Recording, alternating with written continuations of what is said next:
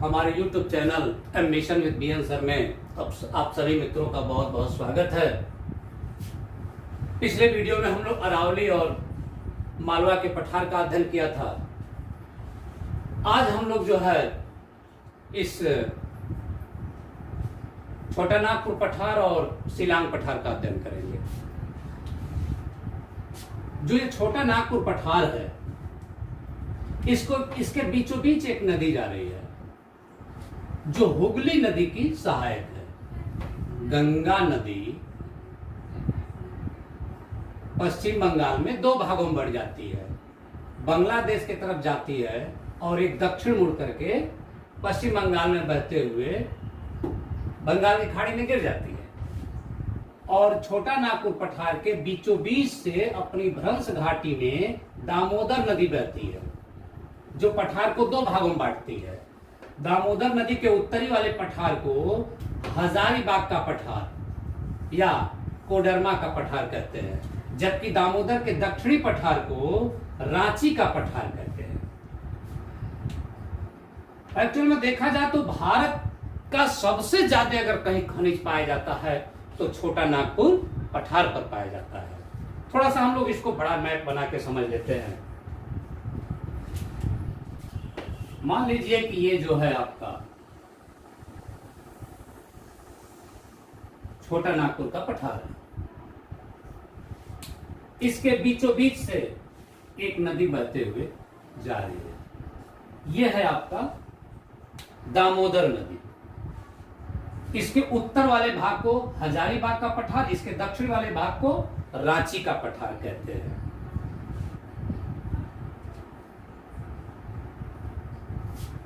थोड़ा इसकी विशेषता और पहले हम लोग जान लें।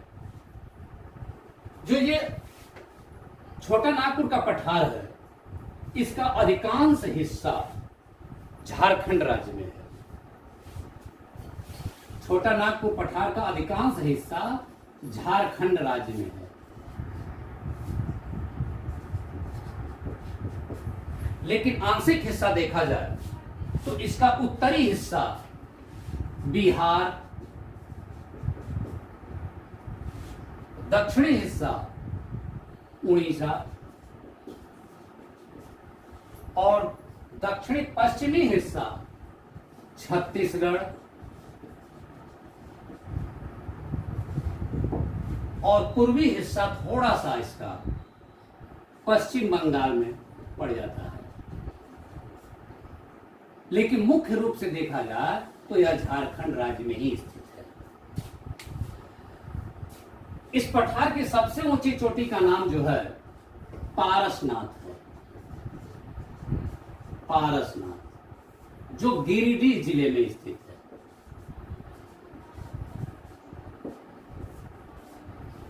लगभग 1366 मीटर ऊंचा।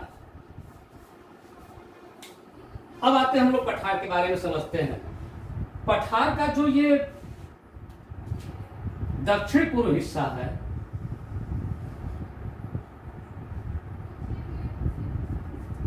इसको कहते हैं सिंह भूमि क्षेत्र।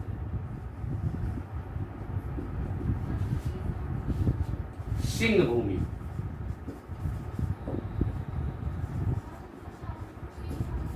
जो बेसाल्ट चट्टानों से बना है। सॉरी, धारवाड़ चट्टान। ये धारवाड़ चट्टान है। इसके बाद पश्चिमी क्षेत्र देखा जाए तो लावा से निर्मित है ये, जो कि बेसाल्ट चट्टान है।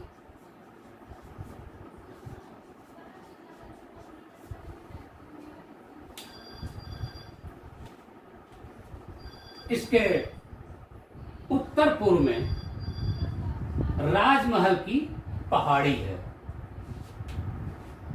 उत्तरी हिस्सा आर्कियन काल की चट्टानों से बना है। आर्कियन काल की चट्टानों से बना है। आर्कियन चट्टान। उत्तर पश्चिम वाला हिस्सा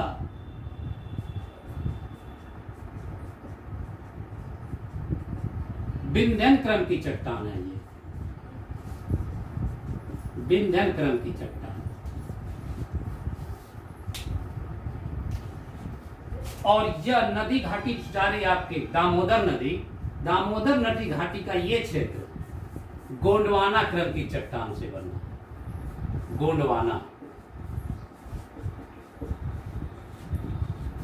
अब आप यही देख लीजिए, जैसे धारवाड़ क्रम की चट्टान से जो ये सिंह भूमि का क्षेत्र है, यह लोहा उत्पादन के लिए प्रसिद्ध है, लोहा, लोहा उत्पादन के लिए प्रसिद्ध है, बहुत प्रसिद्ध है। और यहां पर हेमेटाइट,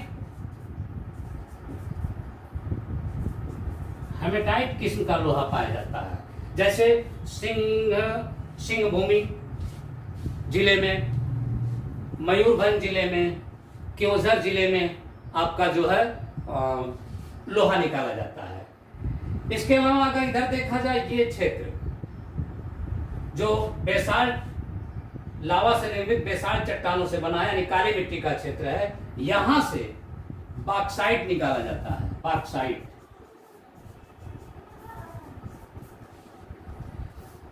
ये जो आर्कियन क्रम की चट्टान है, आर्कियन क्रम की जो चट्टानें होती हैं उसमें विशेष करके ग्रेनाइट और नीस पाई जाती है, ग्रेनाइट और नीस। तो इन चट्टानों में यहां पर जो है अभ्रक, जिसको माइका कहते हैं, अभ्रक खूब निकाला जाता है। और मैं आपको बता दूं कि विश्व का 90% अभ्रक भारत निकालता है, विश्व का 90% अभ्रक भारत निकालता है, जिसमें 70% अभ्रक भारत का जो है आपका यहीं से निकाला जाता है, 70% अभ्रक।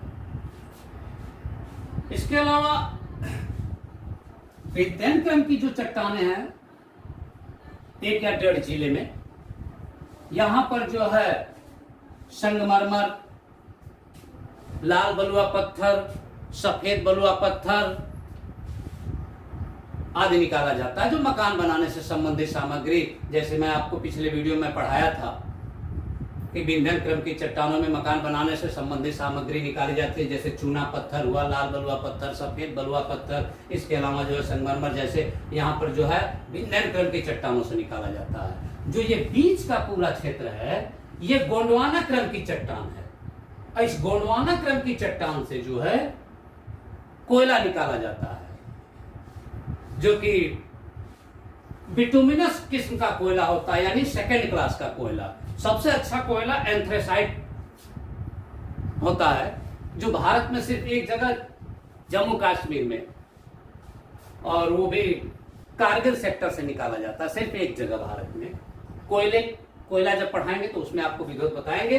तो यहाँ पर सेकेंड क्लास का कोयला निकाला जाता है। और यह जो नदी घाटी है, नदी घाटी का मतलब नदी के कुछ दूर तक जो नदी घाटी होता है, उस नदी घाटी का जो ये पूरा इलाका है, यहाँ पर जो है गोंडवाना क्रम की चट्टानें पाई जाती हैं। और यह जो है नदी भ्रंश घाटी में बहती है। अति प्राचीन काल में यह क्षेत्र, कार्बोनिफेरस युग में जब पूरा जंगल था इलाका, तो यह क्षेत्र जो है यहाँ की जमीन नीचे बैठ गई, और नीचे बैठने के कारण जो है सारे पेड़ नीचे दब गए, और नदियों ने उसमें मिट्टी क्या किया, तो भर दिया। इस कारण उस पेड़ के जो तने हैं वो सभी कोयले के रूप में परिवर्तित हो गए, और आज वही बिटुमिनस किस्म का कोयला हम लोग निकालते हैं, जिसमें जो है झारखंड है, उसके बाद धनबाद है, बोकारो है, गिरिडीह है, इसके अलावा जो है आपका रानीगंज है, जैसे कोयले निकाले जाते हैं। तो ये तो हो गई।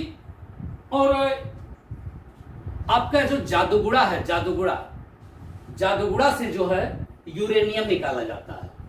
मतलब विभिन्न प्रकार के खनिज आपके जो है इस छोटा नागपुर पठार से निकाले जाते हैं।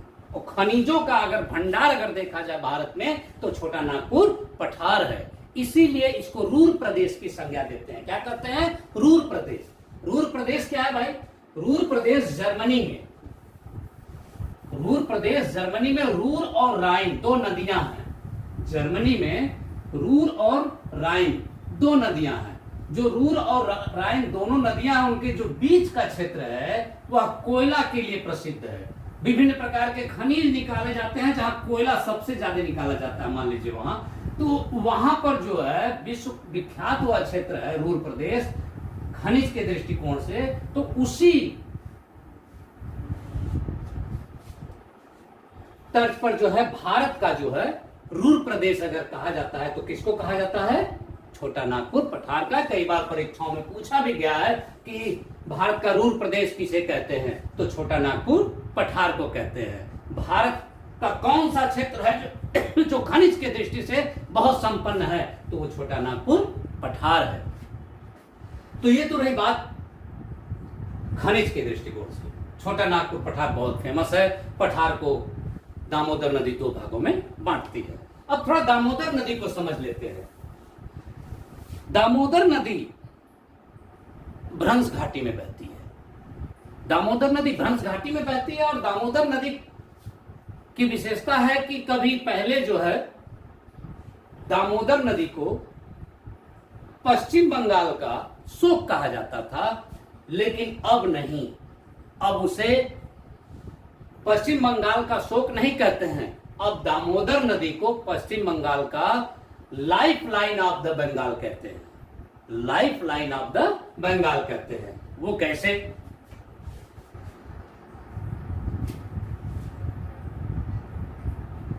मान लीजिए छोटा नागपुर का पठार है,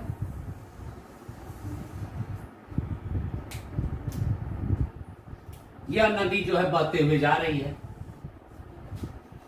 इधर वेस्ट बंगाल है, ये हिस्सा जो है वेस्ट बंगाल है। जो पठार है और ये जो बंगाल है, तो बंगाल जो है ये जो इलाका है आपका थोड़ा नीचे है। क्यों?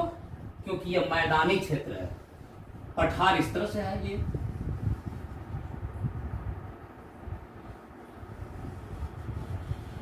तो ये वेस्ट बंगाल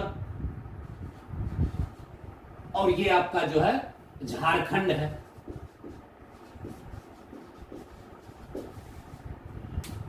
अब नदी जो है इस झारखंड पठार से जब आगे बढ़ती है तो यहां ढलान है और बड़ी तेजी से इसका पानी पश्चिम बंगाल में प्रवेश कर जाता है।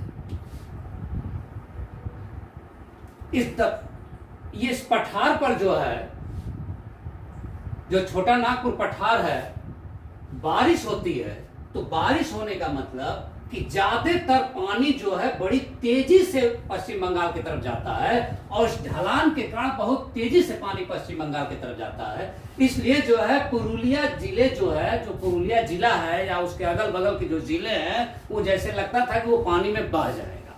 इतना तेज रफ्तार और इतना ज्यादा बाढ़ आ जाती थी। इसीलिए पश्चिम बंगाल का शोक दामोदर नदी को कहा जाता था। लेकिन अब बाढ़ नहीं आता है। क्यों? क्योंकि अब जो है अब पानी को जो है बांध बनाकर रोक दिया गया। जैसे ये जो है दामोदर नदी है, दामोदर नदी की सहायक अगर देखा जाए तो ये कोनार नदी है, इसके बाद जो है ये बोकारो नदी है, इसके बाद जो है ये बराकर नदी है। तो नाम भी लिखते चलते हैं, ये बराकर नदी।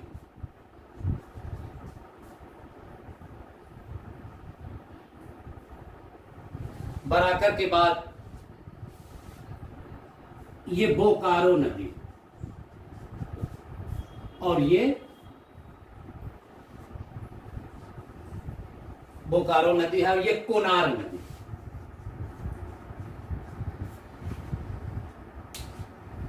तो ये कोनार नदी, ये बोकारो नदी और ये बराकर नदी। पठार का जो ढाल है, क्योंकि आप जानते हैं कि ये भ्रंश है, तो भ्रंश के उत्तर में जो पठार है यानी हजारीबाग का पठार है, उस हजारीबाग के पठार का ढाल ऐसे है, जबकि जो रांची का पठार है उसका पठार का ढाल इधर को है। इसीलिए रांची के पठार से जो भी नदियां निकलती हैं वो उत्तर न जाकर के वो सभी नदियां दक्षिण की तरफ जाती हैं। जैसे ये आपकी स्वर्ण रेखा नदी,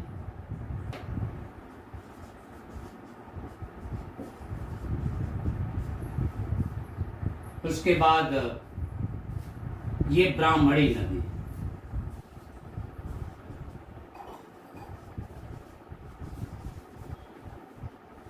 और बीच में एक और नदी है बैतरणी नदी। बैतरणी नदी, अब देखिए इस पठार के उत्तर में जो कोडरमा का पठार या हजारीबाग का पठार है उसका ढलान दक्षिण के तरफ है, और ये सभी नदियां आकर के किस में मिल जा रही हैं? दामोदर नदी में मिल जा रही हैं। लेकिन रांची के पठार का ढाल दक्षिण की तरफ हो गया। उत्तर की तरफ होता तो ये भी नदियां उत्तर की तरफ जाती, लेकिन नहीं, ये सब दक्षिण में बहती हैं, स्वर्णरेखा, बैतरणी और ब्राह्मणी, और ये जाकर के हिंद महासागर में गिर जाती है। लेकिन ये उत्तर की जो नदियां हैं, बाढ़ के समय ये नदियां जो है, मुख्य नदी आपको मैंने दिखाया है ना, लेकिन इसमें देखा जाए तो छोटी छोटी सैकड़ों नदियां होती हैं। जैसे कोई इसकी सहायक है तो कोई इसकी सहायक है, इसकी सहायक है, तमाम नदियां हैं। और ये नदियां क्या करती हैं? ये नदियां जो है आपका जो है चारों तरफ का पानी बटोर कर ले आती हैं और आपके इसमें जो है आपके दामोदर नदी में गिराती हैं, और दामोदर नदी का पानी बहते हुए पश्चिम बंगाल में हुगली नदी में आकर के क्या होता है? मिल जाता है। अब देखिए, तो अब बहुत तेज पानी जाता है तो यहां बाढ़ आ जाता था। इस समस्या को खत्म करने के लिए मैथान बांध, तिलैया बांध, जैसे यहां पर मैथान बांध बना दिया गया। बराकर नदी और दामोदर के संगम पर मैथान बांध बनाया गया। कौन सा बांध? मैथान बांध। बराकर नदी पर तिलैया बांध बनाया गया। तिलैया बांध बनाया गया। इसके अलावा बोकारो नदी पर पंचेत बांध बना दिया गया। ये बोकारो नदी है, इस पर जो है पंचेत बांध बना दिया गया। कोनार नदी पर कोनार बांध बनाया गया। कोनार बांध।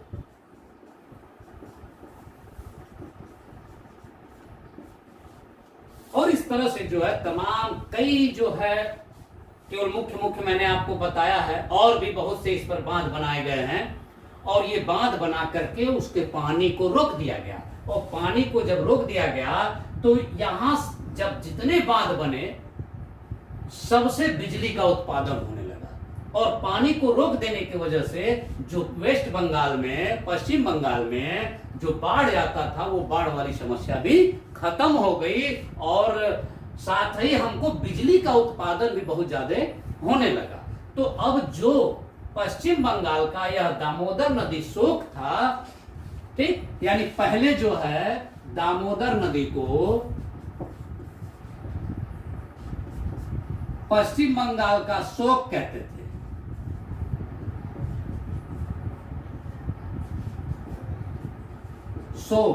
लेकिन अब इसको जो है life line of West Bengal, ये भी प्रश्न कई बार पूछा गया है कि पश्चिम बंगाल में किस नदी को life line of the Bengal कहते हैं? तो दामोदर नदी को life line of the Bengal कहते हैं। क्यों? क्योंकि बाढ़ की समस्या भी इस नदी पर बांध बनाने के कारण खत्म हो गई, और जब बाढ़ की समस्या जब खत्म हो गई तो अब बांध बनाने के कारण बहुत ज्यादा बिजली का उत्पादन हो गया, इसलिए इस क्षेत्रों में जो है उद्योग धंधों का बहुत ज्यादा विकास हुआ। इस प्रकार जो है, जो आप ये सारे जो बांध बनाए गए, इसके बाद बारे में अलग से मैं चर्चा करूंगा। जो कि अमेरिका में टेनेसी नदी है, उस टेनेसी नदी के तर्ज पर यहां बांध बनाया गया। और टेनेसी नदी पर जो बांध जिस इंजीनियर ने बनाया था, यूरोप के इंजीनियर ने, उसी इंजीनियर को भारत में भी 1948 में, 47 में देश आजाद हुआ, 1948 में जो है उसी इंजीनियर को बुला करके भारत में बांध बनाया गया। किस पर? दामोदर नदी घाटी पर, जिसको हम लोग दामोदर वैली कारपोरेशन कहते हैं। उसी के अंडर जो है ये सारे बांध बना दिए। तो अब जो ये जो पठार है, छोटा नागपुर का पठार, इसको रूर प्रदेश क्यों कहते हैं? क्योंकि यहां पर बहुत ज्यादा खनिज निकाला जाता है। Life line of the Bengal कहते हैं किस नदी को? तो दामोदर नदी को। इस पठार को कौन सी नदी है जो दो भागों में बांटती है? तो दामोदर नदी। उत्तरी भाग को क्या कहते हैं? दामोदर के उत्तरी भाग को हजारीबाग का पठार या कोडरमा का पठार। दक्षिणी भाग को क्या कहते हैं? रांची का पठार। ये रांची का पठार। भारत का सबसे ज्यादा खनिज इसी पठार पर पाया जाता है, और खनिज के दृष्टि से अगर भारत का कोई क्षेत्र संपन्न है तो वो छोटा नागपुर का पठार है, इसीलिए इसको रूर प्रदेश भी कहते हैं। अब हम लोग जो है शिलांग पठार की बात करते हैं जरा।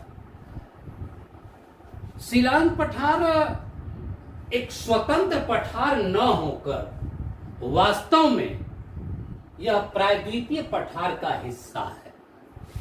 प्रायद्वीपीय पठार का हिस्सा है। जैसे मैंने आपको पिछले वीडियो में बताया था कि ये भारत का मूल जो है पठार ऐसे था।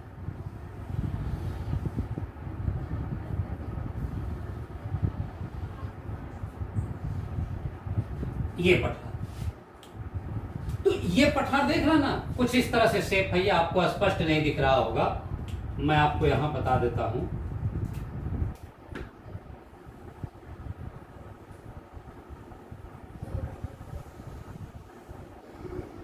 ये इस तरह से ये पठार निकला हुआ था। ये जो हमारा प्रायद्वीपीय पठार है यहां तक था। हालांकि यह हिमालय के नजदीक जरूर है, लेकिन यह पठार जो शिलांग का पठार है वो प्रायद्वीपीय पठार का हिस्सा है। शिलांग का पठार जो है प्रायद्वीपीय पठार का हिस्सा है। हमेशा इस बात को याद रखना है। दूसरी बात, जो ये बीच का पठार है, यहां से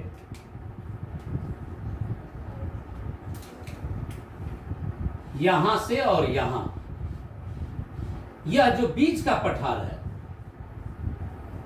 यह सबडक्ट करके या अवतलित होकर के नीचे बैठ गया। यह जिस समय यह पठार जो है तिब्बत के पठार से टकराया तो यह हिस्सा जो है पृथ्वी के आंतरिक हलचल के कारण टूट करके नीचे बैठ गया। जब वो नीचे बैठ गया तो इधर से आने वाली गंगा नदी और इधर से आने वाली आपकी ब्रह्मपुत्र नदियों ने, दोनों नदियों ने क्या किया कि इसमें मिट्टी भर दिया। पठार नीचे दब गया, ऊपर मिट्टी हो गई, औषधि मिट्टी जिसको कहते हैं, जलोढ़ मिट्टी जिसको कहते हैं। तो यह क्षेत्र एक मैदानी क्षेत्र बन गया। तो इसी मैदानी क्षेत्र को कहते हैं मालदा गैप, मालदा गैप। और ये जो पठार पर हमने आपको बताया था ना, ये छोटा नागपुर पठार पर यहां पर जो है ये आपका राजमहल की पहाड़ी है, और ये जो है आपका गारो, खासी, जयंतिया, और यहाँ मेकिर और रेंगमा, 5 पहाड़ियां हैं शिलांग पठार पर। तो ये इधर वाला हिस्सा जो ये गारो है और ये राजमहल, तो इसी को राजमहल गारो गैप भी कहते हैं। जैसे मालदा गैप है, इस मालदा गैप का एक और नाम है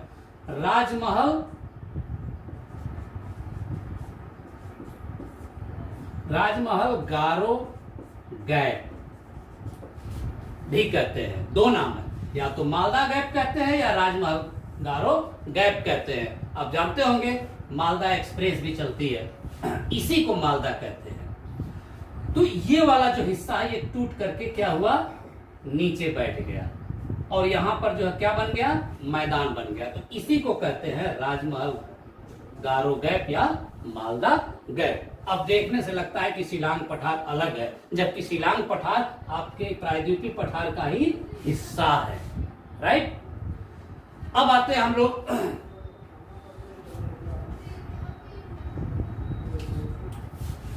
इसको थोड़ा बड़ा मैप बना लेते हैं, समझ में नहीं आएगा आपके।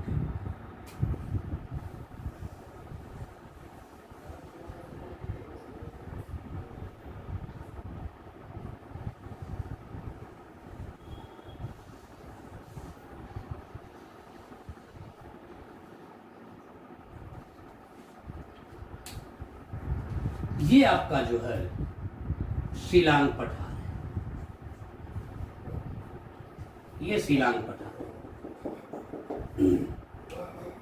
शिलांग पठार वास्तव में जो है, देखिए ये जो हिस्सा आप देख रहे हैं, ये हिस्सा, ये वाला हिस्सा आपका, ये जो है आपका मेघालय है, और ये जो शिलांग पठार का हिस्सा है ये आपके असम में पड़ जाता है।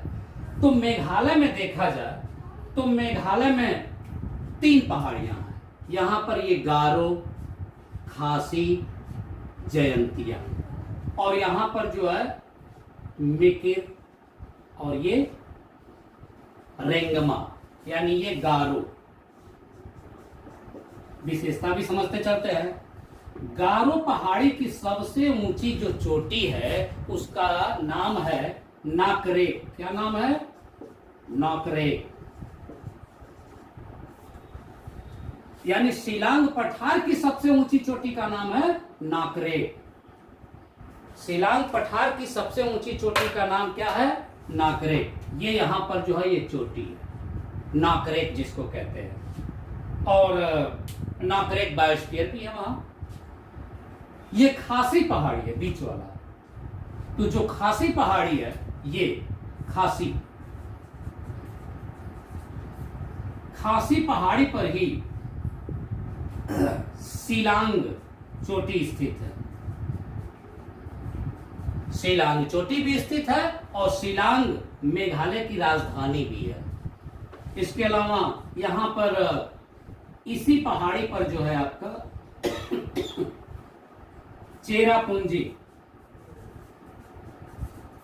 चेरापूंजी और मासिम राम स्थित है।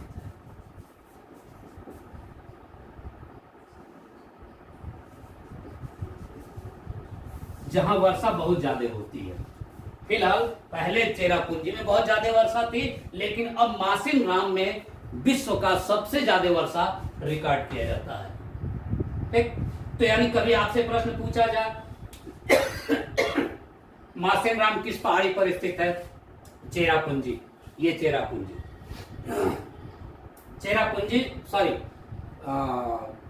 खासी पहाड़ी पर स्थित है।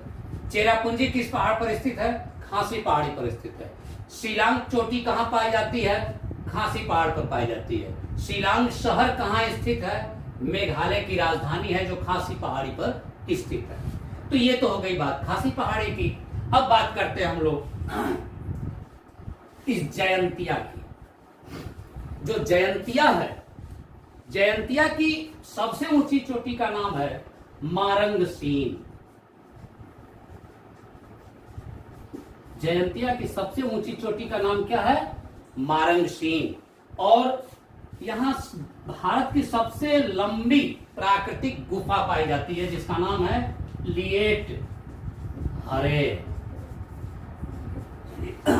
अब हम लोग जो है जयंतिया की 2 विशेषता जान गए।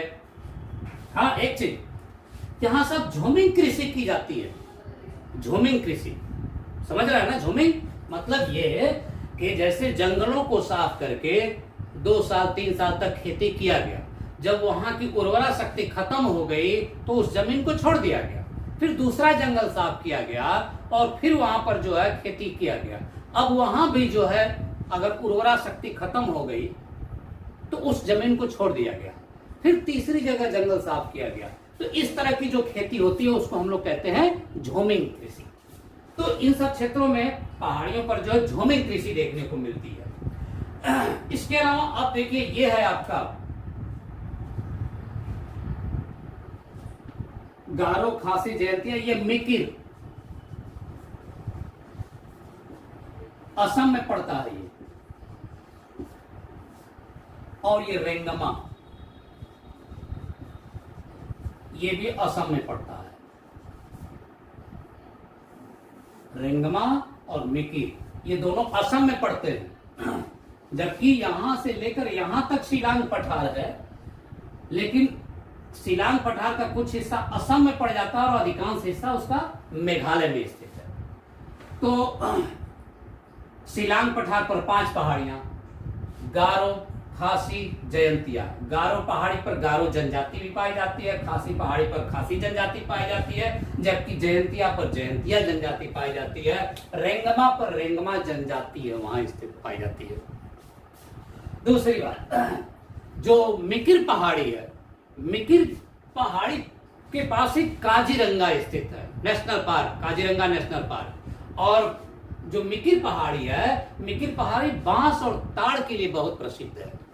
इसके अलावा जो रेंगमा है, यहां पर भी जो है बांस और ताड़ और सदाबहार वृक्ष देखने को मिलते हैं। इसलिए ये आपको 5 पहाड़ी, जो गारो, खासी, जयंतिया, मिकिर और रेंगमा, यहां पर खनिज कम पाए जाते हैं, लेकिन यूरेनियम का भंडार मेघालय के पठार पर बहुत ज्यादा पाया जाता है, लेकिन अभी उसकी निकासी नहीं हो रही है पर्यावरण को देखते हुए, क्योंकि यूरेनियम काफी गहराई में मिलता है और यूरेनियम निकालने के लिए ऊपर काफी जो है क्षति होगी, इसलिए अभी वहां से यूरेनियम नहीं निकाला जा रहा है। भविष्य में हो सकता है निकाला जाए, अभी पर्यावरण को देखते हुए यहाँ से जो है यूरेनियम नहीं निकाला जा रहा है। तो आज हम लोगों ने पढ़ा छोटा नागपुर का पठार, इसके अलावा शिलांग का पठार। मुझे उम्मीद है तो आप लोगों को बहुत अच्छी तरह से समझ में आ गया होगा। अगर मेरा वीडियो आपको पसंद आए तो आप इसे लाइक करिए, शेयर करिए और सब्सक्राइब करिए। धन्यवाद।